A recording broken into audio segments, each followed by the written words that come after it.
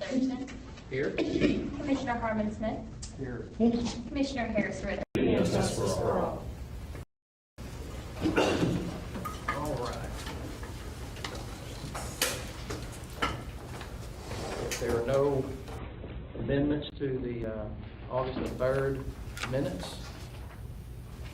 I move they be adopted. Okay, we have a motion. Second.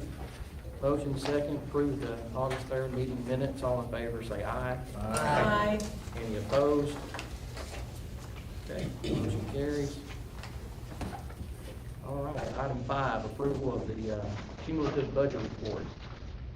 Daniel? Thank you, Secretary. It's the first 2 months of the year. It does jump up a little quick because insurance first quarter's ran all comes in the first very beginning of the fiscal year.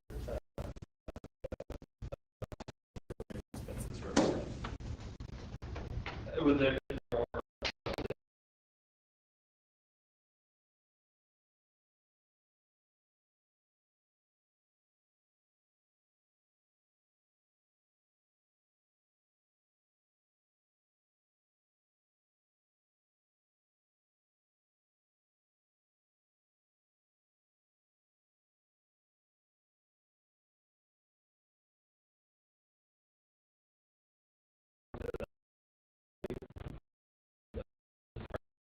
federal COVID money that I haven't figured out why we have.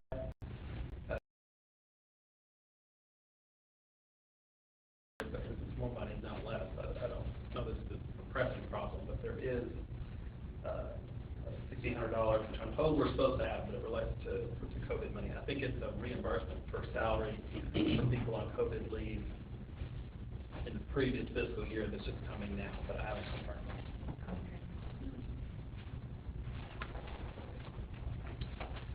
All right. Do a motion to approve the, I'll make that motion. do a motion to approve the cumulative budget report August 31st. Second. Second, all in favor say aye. Aye. Any opposed? Okay.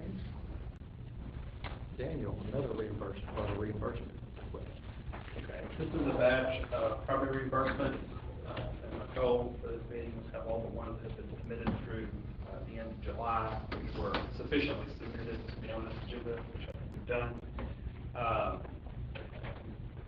No objections, of course, we batch these as we usually do. The first one is a county that had requested advance funding, so the top number in the approved category is the amount that they had requested, minus the advance funds of $18,000. So the total approved amount would be $30,000 plus the $18,000 they've already received, or I should have written that math down, but essentially nearly $49,000. Pretty significant difference between what was submitted. No, that's not a deduction. That is, that's we've already paid them $18,000 pursuant to the rules they requested advance funding. So it's still a non-negligible deduction of about $10,000, but the $18,000 is money they've already received. So that and that is again in Anderson County, and so the staff would recommend that we pay the balance of what is owed to them according to our analysis of $30,557.16. We have the next county is Boone County. We recommend almost a small deduction, and that we reimburse them $26,860. Columbia County, very close. In fact, I think we've only added a small amount of, based on a miscalculation. Recommend reimbursement of $29,082.54. Franklin County, deductions related to, and a lot of these we commonly see, they ask for on-site support, and rule caps that reimbursement at $1,080. So that's the bulk of that deduction. We recommend reimbursement of $47,753. Garland County, we recommend reimbursement in the amount of $79,279. Again, there's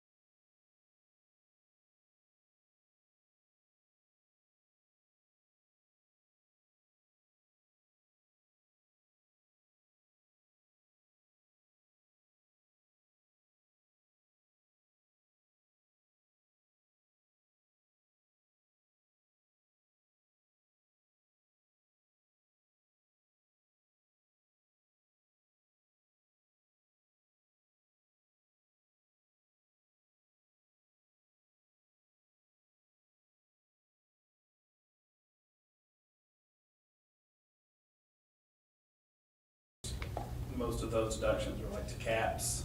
In this case, there's a maximum that will reimburse for polling sites that totaled $1,700.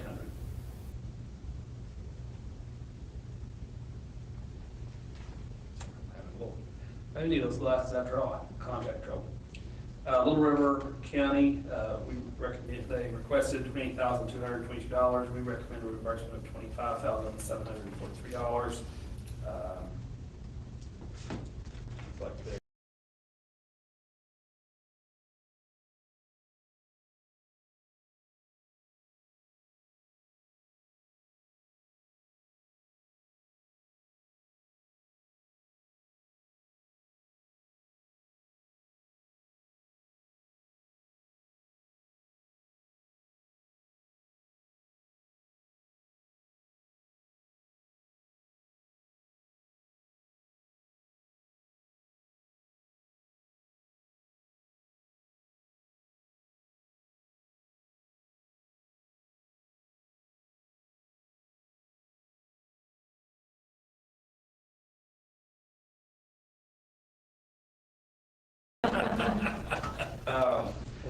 what we have here is a request for an election monitor from Crittenden County. And the requestor is familiar with the process, and it actually says in the request that the monitor, that this board sent a monitor in 2014 to monitor the election, and that was an election which she prevailed. She makes allegations related to unlawfully offering consideration for paying for votes. Although I find it funny that I went back and looked at her old files, and in 2016, she actually had said that it was $30 they were paying, not $50, but I guess they're building in the inflation there. There is also an allegation, and this was a little unclear whether election officials were campaigning, whether that was on election day or prior. Poll workers don't have all the restrictions of commissioners, but it is illegal for a poll worker to campaign on election day, even outside of the exclusion zone. So that's a little bit of a possibility. But given the fact that the earlier complaint was referenced, I couldn't help but, out of curiosity, pull that old file, and staff had found it, which one it was, and I couldn't notice the first thing that this is a rather thick one for one of the old monitor reports, and we have a subject matter expert here, as it was Commissioner Luther who monitored that election. And so there was, I say that not only because it's interesting, but also because I think it bears on the request. Commissioner Luther reported when he was there, he didn't observe any attempt to solicit votes, but he did record one side of a conversation which he heard a poll worker have at 7:12 in the morning in the poll. The poll worker is quoted as, on a cell phone saying that paying money for votes, been doing that for 50 years in West Memphis and Earl, close quote. And then the poll worker goes on to say, quote, even though you told someone you would vote for them, since even though they pay you good money, you can vote for whoever you want to. That's a good thing. Nobody knows how you vote. So I guess the poll worker kind of handled it right in a way. But I add that not only because it's interesting that Commissioner Luther's now on the board and always files a good monitor report. We were sad to lose him as a monitor, but also that it does provide some credibility to the concern of the requester. The downside, of course, is this is the situation that's hard to detect with a monitor. And of course, 2014 was a long time ago, but not that long ago, I suppose. So, I mean, we're certain, staff doesn't, we don't make recommendations on these. We're certainly happy to accommodate if the board finds it necessary. There's clearly a basis for this concern. The really only question is, and in past elections, the only question really is, what, does the board think it's worth it given the monitor's limited ability to detect these sorts of violations? So we can certainly patrol them at the poll. Obviously, we can't monitor outside the poll. And she's just asking for one on election day? That's correct. This is only an election day site.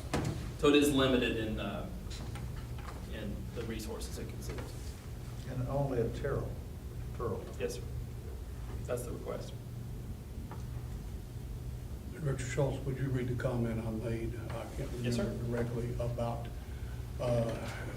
because you were here today, it was the first honest election we've ever had? Well, it sounds like I'm not quite certain where that was in the Okay. report. It is 30 pages, as I recall. All right. After the votes were counted, there was a gentleman that came in that he was head of the NAACP. He hugged me and thanked me and, for having a monitor there.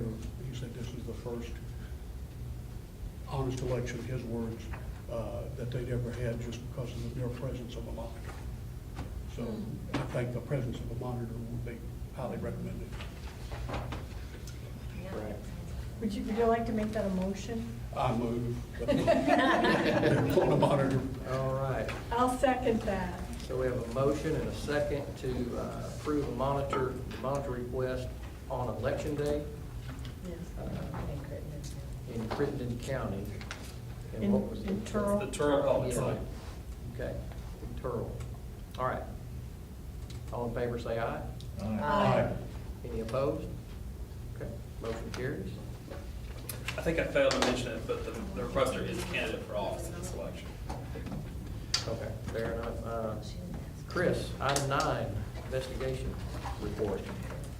So, I hope you all had an opportunity to read this. This Oh, has yeah. been an interesting and, I'm gonna use air quotes, fun investigation to, been doing at this point.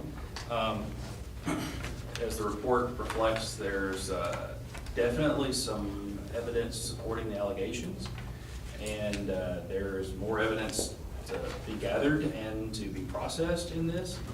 And I have been working with appropriate law enforcement authorities on this case. And, I don't generally recommend sending it to somebody else unless I'm pretty sure that something's gonna be done with it. And I'm fairly confident that this is one that can be properly handled. I really want to compliment you on this, the thoroughness of it. It's really well done, Chris. Thank you. Yeah, this is actually, this has been, as I said, a fun one, getting to play some of my, law enforcement background and investigating on this one. Like even going to the crime lab, it's been kind of fun. So there's more to be had, there's more information out there. I purposely just provided a sampling of what we have, in part because I know this becomes public 30 days Right. after we have our meeting today. So I didn't want to lay all our cards on the table, but there are more cards, and this is, of the cases I've been involved with here, this is one of the most serious ones. Then I'd like to move that we refer this to the appropriate authorities for prosecution. Well, I'd like to ask a question. Yeah. Who's the appropriate authority for prosecution? We can't say, because we can't say what county it is right now. I will tell you that it's being taken care of. It's appropriate people that I've had several conversations with that, and part of it is can't say right now because it will be an open investigation when they have it. Understand? Okay. Things are in motion, huh? Yes. Okay. So, we have a motion to refer to proper authorities for criminal prosecution, and this is SPC 2022-006. SPC 2022-006. I'll definitely second that. We have a second. All in favor, say aye. Aye. Any opposed? Okay, motion carries. All right, Daniel, item 10.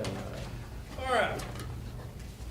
So, as you will recall, WIPAS Act 1022 of 2021 required us to start collecting data from the counties on the disposition of absentee and provisional ballots. And this is perhaps a small example of no good deed going unpunished. We tried to collect a little more data just to give a holistic picture of the election, because we were very close to having everything we needed for that anyway. One of the fields we created of our own volition, that the form calculates automatically, is the number of ballots counted in the election. There was a bit of an ambiguity in the original wording, which was the number of in-person votes cast. What we really contemplated there was regular ballots, but you could have read that as in-person, regular ballots and provisionals that were cast. And so you may have slightly over or slightly underreported in that blank. Again, it's not one of the statutorily required blanks, but obviously we want these to be accurate and helpful, both for various reasons. So what this revision does, obviously you can't see it in the PDS, but we essentially the Excel, and to address that, I attached that memo, which is behind the final document there, in order to kind of set out it amended the calculations to account the possibility of slight overriding reporting. It also revised the language to be hopefully more clear. I did add one other field that we thought we saw a need for. That is on the on category 4I, ballots improperly cast as provisional and counted. Sometimes poll workers, when unsure, we literally call provisional voting fail-safe voting. And we have seen in situations where poll workers are not sure what to do, so they vote somebody provisional. And when the machines aren't working, you shouldn't, it's not the right thing to do, but the vote's captured, obviously it gets counted, but there's not a blank for that. Hopefully there aren't too many of those, but the counties were sometimes unsure how to deal with those, and so we've added a blank for a provisional ballot they received that really just should have been counted as regular, and it will be counted. Also, there was a slight, we said something slightly different that meant the same thing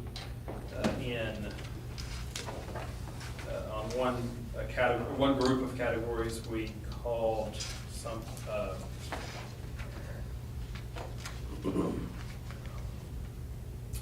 We called one not registered to vote, and the other said the voter found not registered to vote.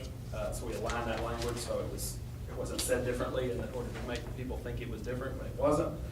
And we also, there was one other thing that's reflected in the memo where we just tweaked the language to hopefully make it more clear. So obviously, have any questions you have on that, be happy to answer.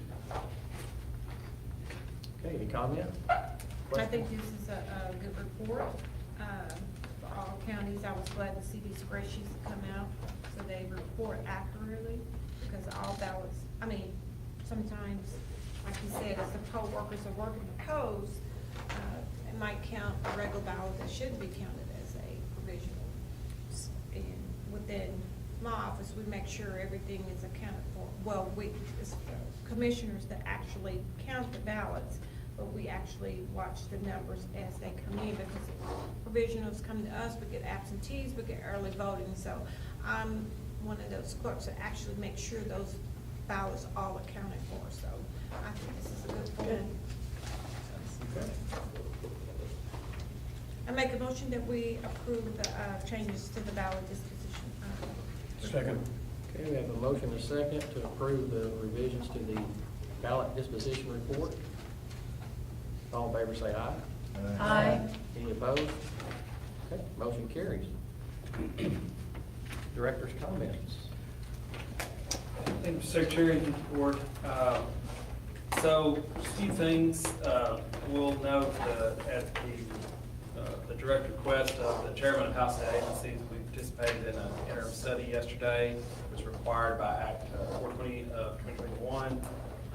Much of the issues had already been addressed as their merits, so the thing I felt that I could add at the end of the conversation, I talked last, so was to outline some of the ways that current procedures that we put in place and the law puts into place serve the same policy goals that the proposals that didn't appear to be moving forward serve. Voter ID, of course, being chief among those, mentioned that the State Board and the Secretary's office have defended those laws in court. Ballot tracking, which has constitutional problems based on requirements for ballot secrecy, are, I think, served well. The policy that might be served by ballot tracking is also served by post-election audits. I talked about the State Board's steps to ensure those, and I think my kind of general sense is that we're interested in expanding those, and so discuss that. Also discuss that there may need to be a few. They talked about mobile polling sites, and that there may need to be a few. There needs to be some clarity regarding that, if a poll can move once it's established somewhere, and what the rules are for that.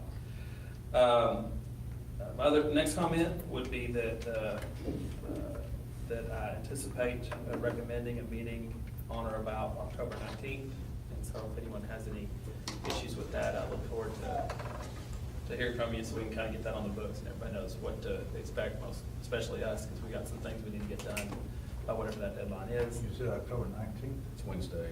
That is a Wednesday, that's the third Wednesday in October, but there's nothing magical about Wednesday, it's just what we generally do. Anything magical about that week? Well, not We've got- necessarily. Okay. It works well for some of the cases we have to get Yeah. processed. I mean, we want to be close to that, it obviously doesn't have to be that day. But, and again, we don't need to set it right now, just Okay. letting you know what, giving you a heads up of what we're thinking and solicit your feedback. And thirdly, and this is coming up more and more at this point, both in some of our complaints and in our, just general duties, session's gonna be here before we know it. We don't want to start proposing legislation before we get the job done for this election, but I do want to flag it for you, that something we know we need to be working on. So if there's any issues that the board wants the staff to try and work up some potential solutions for, just let us know. That's all I have right now. On that audit, post-election audit, how many precincts did we, remind me how many we looked at? We didn't break it down by precincts, but we looked at, so the actual act provided for a pilot program in 2020. We did 5 counties, one in each congressional district, and then one of a population count. Wild card. One Yeah, more than one phase 100,000 population. 100,000. 100,000. And I'm not sure about precincts, but we did it by basically Polling location. tabulators, by polling locations, and Okay. and it was about 10,000 ballots that we looked at. It's like 10 to 12,000 somewhere that we looked at, that we handled individually. Okay. And each county we did was anywhere from 15 to 20, 25% of their ballots, of the counties we looked at. So when we would show up. Not we- the big one, it wasn't 25. Yeah, when we would show up, we would say, that box, those 2 boxes in that box. Yeah. And y'all can leave, and then we would start doing the audit on it. And we're So gonna, they had no way of knowing which ones? No way, no, I mean, when I've dealt with people that've called and I talk about this, I was like, look, we had 5 hats that board drew names out of at a Right. public meeting. Yeah. One for each congressional district, one for the counties, more than 100,000 population. We would call up and say, hey, we're gonna be there Tuesday, have all your ballots in a room with your results tapes. And we would show up, and we would kind of decide which ones, kind of get the numbers we'd look at, but they wouldn't know till we showed up and said, that box, those 2 boxes in that box, and y'all can have them. And that's how we did it. and we're gonna work on a recommendation, of kind of setting out, probably do it in the form of a resolution to the board to adopt of how we're gonna structure it this time, because we don't have the statutory structure. Also, thinking about maybe to what sort of structure we would want moving forward if there's a legal As long as change. it's statistically significant, is what if I said that right, whatever. Yeah, I'm not whatever- sure in the end, not sure exactly what that means. But, I would be, I'm not a statistician. yeah. But I would be willing to say, that given the randomness of it, and both in the Right. county selection and in the ballot selection, and the fact that we had 100% accuracy, Mhm. that's all statistically secure. Mm. I mean, there was no way to know which, and this is what I've talked to the people that have called asking about this, it's like, there was no way to know which machines we were going to be auditing. So you had to have all the machines working properly. Yeah, and even which counties, I mean, the draw that the board did was after certification, so. Yeah. Yeah, so I mean, it was significantly random. I felt it was a good process. It was time consuming and labor intensive because it was a hand count. But I will say this, one of the benefits to the people I've talked to on phones and discussing this, the fact that I can tell them, and I was like, look, I personally, individually handled about 5,000 ballots, and they were 100% right. I mean, that gives me individually confidence that the machines are, because if you think about it, the real unknown and what the challenge is to election integrity is, while we test the machines beforehand with the LNA, we take the known sample of ballots and create a results tape. And then what we don't know is the machine reading the ballot that the voter's putting in there? That's what the question is how do I know the machine read it right? And that's what the audit proved that, because it was such a random selection. And it shows that it was 1-to-1. So, Good. Commissioners, any comments? I do, I'm gonna bring to the commissioners, Director Dennis and Chris, they have taken on more responsibilities, as you all know, with legislation last year. We have taken on creating a new position where if something goes on with the elections, we have people that come into place. And their responsibilities or their loads, I think we need to look back at their salaries, increasing, that we look back at that. And I'm also I'm not sure, and I guess we need to talk to Daniel and Chris. I don't know if we need to add another position, an attorney. These are two attorneys here, and their workloads are, I know their workloads, as you all know, their workloads. Right. Their responsibilities. And I think we need to look at that. And I don't know the proper steps to go through to make this happen, but that's what I want the commissioners to look at and consider. Can I jump in on that? Yes, you can. Oh, I completely agree with you, Sharon. So, completely agree. We need probably another position or two. From all the workloads I've been looking at, yes, you're absolutely right. And I just wanted to concur with that. Not sure how much it's gonna be able to get done until after the first of the year. Well, I Lane think, with lane, you know. I think if we're asking to add new positions, that had to go in with the biennium, is that correct? Well, so there's kind of two levels to that. One is the process ultimately run by the governor that is the executive recommendation Right. to the legislature. The other is, of course, the General Assembly itself. The governor's policy was that there will be, and this is official and public now, there will be no personnel changes made, at least no recommendations made by the governor at this administration until the next administration takes hold. So that was a blanket no across the whole state to changes through OPM. Right. But the General Assembly is believing that would come up. But also, we need to be prepared for when the new administration comes in, I would think. And so, do you want to give us an analysis of what you need? I think that'd be appropriate, certainly if that's what the board, and I feel like I should say, although I certainly appreciate that, and I'm not contradicting it, I certainly am not asking for that, haven't asked Commissioner Brooks for that, as far as the salary side. As far as the attorney position side, I'm becoming ever increasingly convinced that that is correct. We need one. I mean, it would just be, not say we won't get the job done, but if we had more capacity, we could do more things proactively. And quite frankly, you know, our litigation is quite significant. We wound up taking on a few cases we didn't even hand off to the AG. Right. That could, all indications are that that's not likely to change in the short run or even in foreseeable future. If I might add, as a lawyer for the litigation stuff, knowing the nuances of election law is important in a lot of these election law challenges. Right. And, I mean, several of the recent cases, I've spent a significant amount of time working with smart attorneys that are good trial attorneys, but teaching them the election law nuances.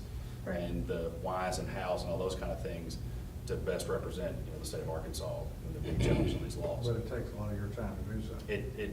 That takes a lot of my mental capacity to work through, because you're trying to basically play the chess game of where you're getting. Right, and we also often have litigation, specific deadlines that are built in and statutory requirements where we need to be as efficient as we can be. And so I agree with Commissioner Brooks and Commissioner Clemmer that it seems appropriate that we address this and see what we can do about it. And we will certainly work to develop an analysis, both in sort of the job duties and the volume. I mean, I think in 2020, we had about 12 complaints from the primary. We have 38 numbered complaints Right. now. And these aren't one-off complaints. I mean, this was a month of work on this one, nearly. Right. Well, I would even ask that you don't just look at Chris and Daniel's spots, Mhm. but the entire staff. Because as all of you know, workloads that fall on these two, they trickle everywhere. Well, and I will say, you can see this in this meeting, last year, I spent a significant amount of time dedicated to the reimbursements, and I feel like I spent an adequate amount of time, but, you know, John reviewed every single one, and that is not really anything to do with educational services. Right. But it's still his job now, essentially, to ramrod. Other duties is assigned. It's other duties is assigned, and John had complained a bit, but, you know, it's an on-point example of how, if I don't have time to focus on this, it It's goes to still somebody gotta else. get done, right. Right, and since the public may be watching or listening, I mean, no one here wants to, quote, grow government. But the times that we're in, this is going to increase, workloads are gonna continue to increase because election integrity is at the forefront of everybody's thinking. And the expertise in that area, there's a limited number of people that can do this. And so Right. that's the reason, I think you brought this up. Well, you can see the workload. Right. You see, Sure. you can see Just it. Sure. This is just the tip of the iceberg. Yes, exactly. I mean, what we see here, which seems to be a heavy load, that's just a small part. And I appreciate you bringing and mentioning the staff too, because the people the individuals that are over the staff, in order to, I guess I'm going, anyway, a good leadership, and take care of their staff is gonna work extra hard for them also, so, yes, we Right. don't wanna leave them out, but I do want to make focus on the needs of the office. So you're making a motion for an analysis, staff analysis? Then is that basically what, I wanna make sure I'm doing this properly too. Well, again, so obviously, there's no opportunity to work through the OPM process this year, but I certainly will work to, I think I know what it is you're asking for, and if we'll work on something, and then if we need to work on it again, we will. We'll put more on you now. Yeah. Yeah, right. Just what you wanted, Here's an right? example. Sure.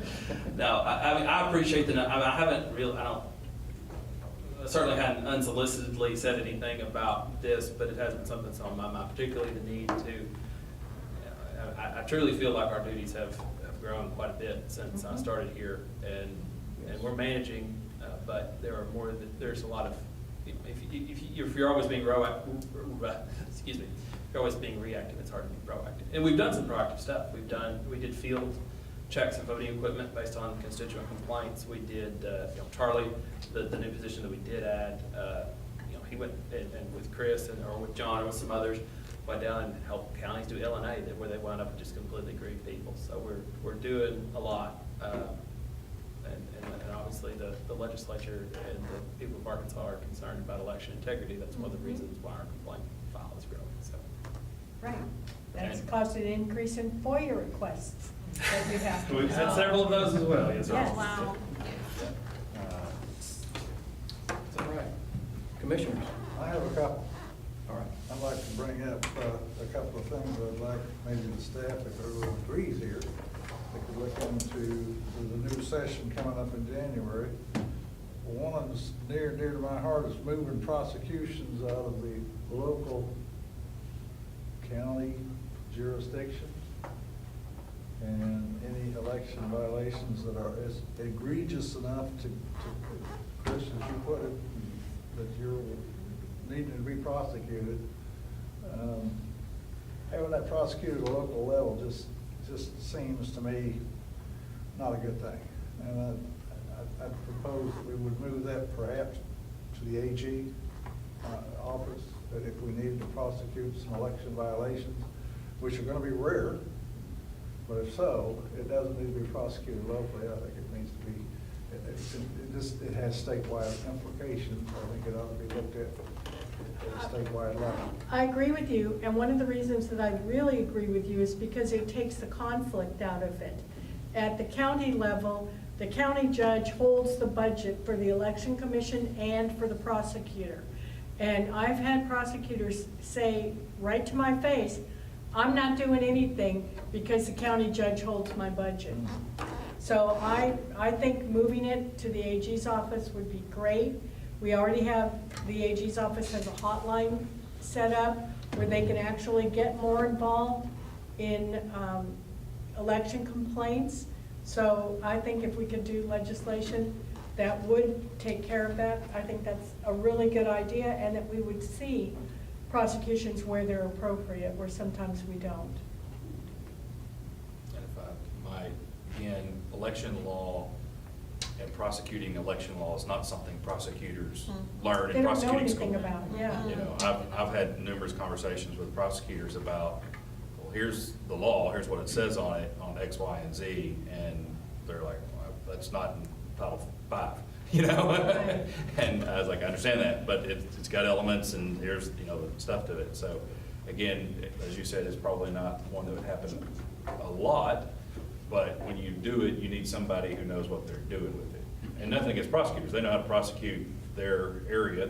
And actually Daniel and I have talked about doing some trainings with the prosecutors across the state on election law type stuff. If nothing else, just to help them, make them aware of what these laws are. But then I think the idea of having somebody somewhere that has conflicts is not a bad idea. I'd certainly agree that that's something that does need to be addressed. And it's been talked about by several members in the last General Assembly, as what could be done here. There are some constitutional issues that need to be worked through, but I'm confident there is some sort of solution that, and I think local prosecutors would actually support that in my estimation. I mean, it's, yeah, I think this is in their interest as much as it is the election process. All right, number 2. The other thing I had was, and it's a minor thing maybe, but it's complaint 2022-031, which was dismissed appropriately so. But LNA testing, and that's what ended up being the problem. And we have no, if that's correct, we have no requirements in law about LNA testing. Or, Well, with respect to the issue of that complaint related to the poll book, the electronic poll books and their configuration, and that's correct. With respect to the poll books, they're not incorporated in any requirements related to LNA the testing. poll books are not part of that LNA testing. Correct. We encourage it, we train them to do it, but as a matter of policy, not as a matter of law. Could we refer that to General Assembly to perhaps address that? I think that's certainly something we need to take a look at, including in ideas that the board may want to approve, because not only as it relates to LNA testing, but as it relates to several other facets, the law doesn't adequately take account of poll books. We make it work, like a lot of things. It's not an immediate crisis of any sort, but it does need, the system would work better if the law was updated to the current technology, and it would be better for training, better for enforcement, and better for the process. And provide clarity too. Here's what you have to do. Right. and you need to do. Yeah, I want to commend ES&S for fixing that problem up in Crittenden County. That was pretty amazing. They were fixed by 1:30 that day. And also, I would add the poll workers did an excellent job of making sure that no voter was harmed. Yeah. So that was. Yeah, that was pretty amazing. That was, I found an alternate way to make it work and got it done until I got it fixed. that's all right. Thank you. Is that a motion? I have a question on that. Was that the same complaint that some counties had added a barcode to verify that the ballot was, paper ballot was actually? No. No, that wasn't a That was about 5, I think. So, yeah, is that a motion that staff begin drafting? Yeah. Does that need to be? Does that need separate motions? Well, how about I commit to do it? Yeah. I'm happy Yeah. to. Okay. We really need to add, if it's going to be a vote, it would need to be an added agenda item, but I think I can commit that we will include that in a draft of some sort of a solution for you at a meeting before the session. Probably this would be something we don't want to get into until we're done with November, so December meeting. Right. Yeah, all this is, I'll take a back seat to the agenda. I understand that. But I do want you all to, if you have any thoughts of things that need to be addressed, let us know so we can work on finding solutions. Okay. I move we adjourn. Motion to adjourn. Second. Second. All in favor, say aye. Aye. All right. Thank you, Dan. Thank you. Thanks, sir. Secretary.